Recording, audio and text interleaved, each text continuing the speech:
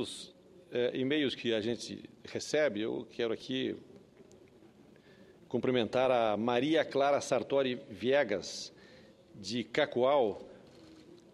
Ela me passa o e-mail pedindo apoio ao PLC número 3/2013, que institui carreira de Estado para arquitetos e urbanistas.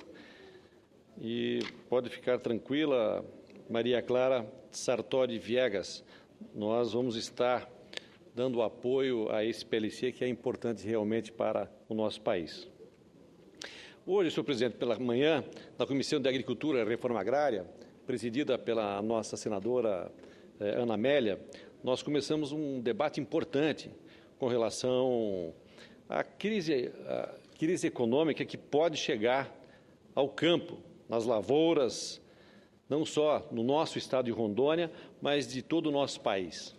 Pois a agricultura, que vem resistindo até aqui a várias crises na economia, segurando o superávit em nossa balança comercial e o crescimento do PIB, pode ter nesse ano uma quebra na safra de grãos e também nos produtos que compõem a cesta básica que alimenta a população brasileira. Isso porque não há mais crédito em condições apropriadas, o chamado crédito com juros baixos, para o pré-custeio da safra 2015 e 2016.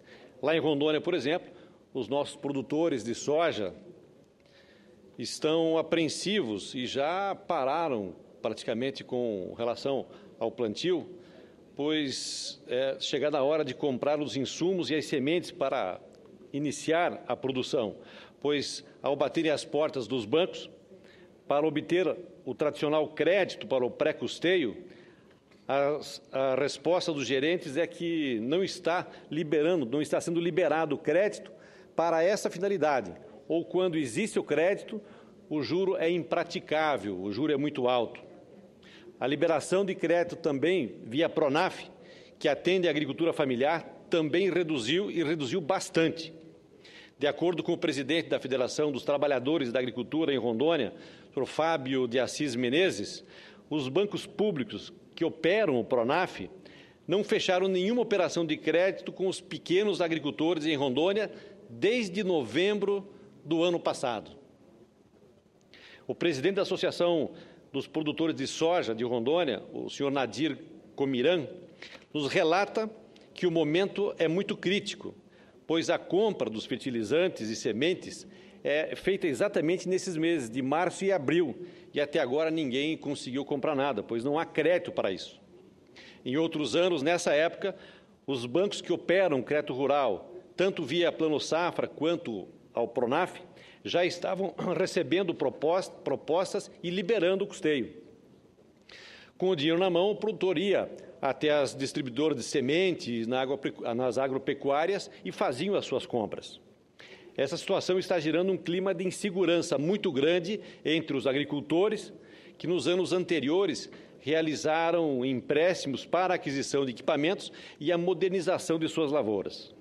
Agora, sem dinheiro para o custeio da pré-safra, serão obrigados a plantar menos e temem que não tirem nesta safra nem o suficiente para pagar os empréstimos já contratados, mas o custeio da sua produção.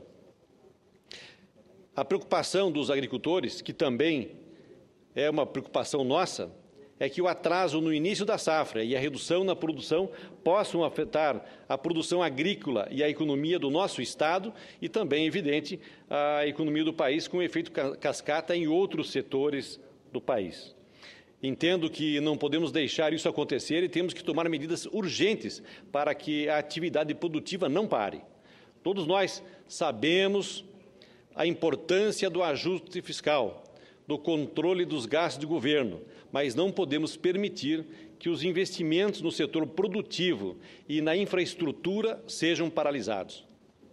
A percepção que temos é a de que o ajuste fiscal, somado à política de controle da inflação com base no aumento dos juros, está criando um cenário de incerteza para a nossa economia e principalmente para quem precisa de crédito para produzir.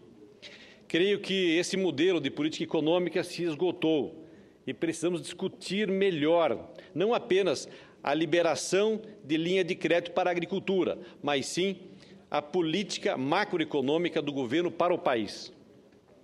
O Brasil não pode deixar de investir na sua agricultura, na sua indústria, no desenvolvimento de pesquisas e novas tecnologias para esses setores, na logística e na infraestrutura necessária para o desenvolvimento e voltar sua política econômica apenas para a formação do superávit primário, com elevação da taxa Selic, o que favorece o capital especulativo, principalmente. Não podemos deixar que a crise política contamine a economia. Não podemos deixar que as apurações sobre os desvios de recursos da Petrobras atrapalhem a empresa e as obras em andamento no país, pois elas são importantes não só para a Petrobras, mas para todo o país, evidente para os brasileiros. O ajuste fiscal e o controle das contas públicas, repito, são importantes e fundamentais nesse momento, mas não podem sufocar os investimentos no nosso país. Entendo que a manutenção do crédito, o pagamento do seguro rural, os investimentos em logística e infraestrutura são os principais pontos que o setor agropecuário tem nesse momento para discutir com o governo e resolver esse problema. O governo tem que apresentar uma alternativa que atenda de imediato o pré-custeio da próxima safra e que também dê um rumo novo, mais consistente e seguro para a nossa economia. Outra questão, senhor presidente, é com relação ao seguro-safra. Ainda faltam 3 meses para o término do atual ano agrícola, que é de 2014 a 2015, e até agora o governo pagou apenas 10 milhões dos 700 milhões de reais referente aos prêmios das apólices de seguro rural contratadas por milhares de produtores agrícolas em todo o Brasil. As subvenções pagas pelo Tesouro Nacional custeiam entre 40% e 60% do valor das apólices, de acordo com a cultura de cada região e a sua região. O seguro rural é uma das ferramentas disponíveis para que os nossos agricultores se protejam e protejam suas plantações de eventos climáticos, como estiagem, geadas, chuva de granizo, por exemplo, e outras tantas. As seguradoras que atuam nesse segmento já emitiram apólice no ciclo atual e ameaçam cobrar a dívida dos próprios agricultores diante das incertezas geradas pela falta de recursos. Quanto mais demorar o pagamento, maior é o risco de os próprios agricultores terem que arcar com essa dívida. Os contratos de apólice firmados prevêem que o governo federal, se o governo federal não pagar a parcela da subvenção que deve, a conta fica com o produtor, ou seja, o produtor tem que pagar essa conta. Então, fica aqui o nosso apelo ao governo federal para que honre com esses contratos e faça o devido pagamento, para que o nosso agricultor não seja prejudicado. Então, esse foi o debate que nós tivemos hoje pela manhã, senhor presidente, na Comissão da Agricultura e Reforma Agrária, com os demais membros na nossa comissão.